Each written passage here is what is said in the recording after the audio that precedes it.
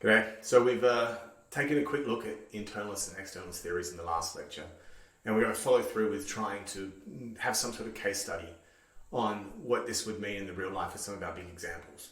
So let's look at diversity as our strength. Now, let's say you believe that, and let's say you think it's true. And what we're talking about with internalist versus externalist is what can justify your belief that it's true. Let's take the internalist view. I would imagine it would go something like this.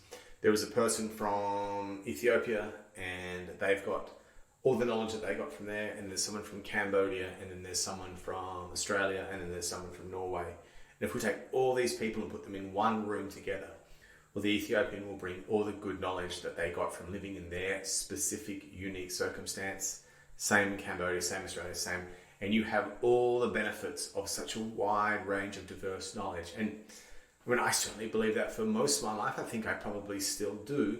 And so what we're saying as an internalist is that just think it through. And once you get in your head that you can get it's like a utilitarian approach, you get the most amount of good knowledge into a room, therefore it is a strong room. The problem, and you see the internalist position is fraught with danger here, because once you've said a person from Australia has only a limited amount of good knowledge, but it's valuable because it's rare, and people from Ethiopia, Cambodia, and Norway don't have some of the good knowledge that the Australian has, you're instantly also saying that there is things that the Australian doesn't know. Like, we don't know anything about snow over here, for example, and that's a nice non-controversial one. But if you wanted to get controversial, and you could, if we're saying that, for example, women bring a unique perspective to a room, thus they should be in the room, you must then also say men bring a unique perspective to a room, and then you must also say there are things that men know that women don't. And we know that this argument goes down the line of men are better at some things than women are, therefore men are more suited to politics or whatever it is than women are.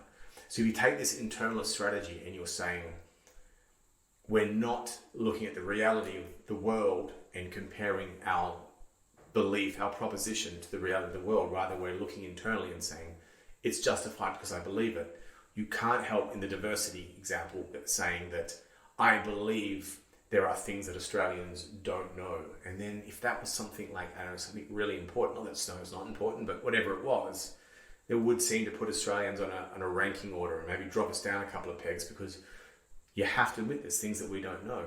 My point is there's a certain amount of culpability with making the internalist proposition. However, with the externalist proposition about the justified belief that diversity is our strength, you just get to hold up like a set of stats or a photograph or something external. I was there, I saw, don't shoot the messenger. I'm just telling you the diverse room worked better. It's a fact. There's a set of results that prove it. There was a book published and it has empirical data in it. Like with the real life scenario on hypergamy, Datacism seems to be some proof of hypergamy, and there's not this culpability that, oh, what, you personally believe that women are hypergamous? You can say, no, the book tells you you are. So it feels much easier to take the externalist position, because you don't have to take personal responsibility for the belief yourself. However, the flip side is true as well. The problem with the externalist, well, it's not a problem, but the complication with the externalist position is if you don't believe in climate change and someone presents evidence to you that it is happening, as an externalist, you have to accept that. In here, you might have all the conflict and doubt and skepticism about climate change you want. If the facts say it's happening and you're externalist, you have to accept that as justification. So there's a little rundown of our case scenarios using the internalist versus externalist position on justifying your true belief.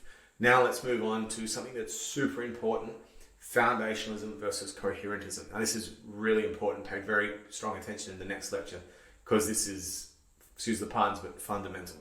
Thanks guys. I'll see you in the next lecture.